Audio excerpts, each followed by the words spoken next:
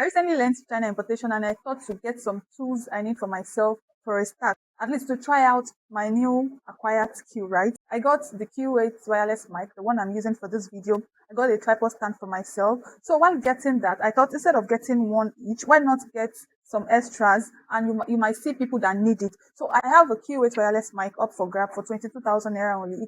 It looks like an airport casing, and also have a tripod stand for grabs. I'm currently using the tripod stand for this video. I should have shown you, but it is a regular tripod stand up to this size of me, 2.1 meters, and it can only rotate 45 degrees, only 45 degrees, but it is a sturdy tripod stand that you will love. So this for 22,000 naira, and this one for 17,000 naira, the tripod stand. I'm sure you know how much they sell these things in the market. This one is nothing less than 30,000, 28,000, and this one for 20,000. So if you are getting the two, I can give you the two for 38k.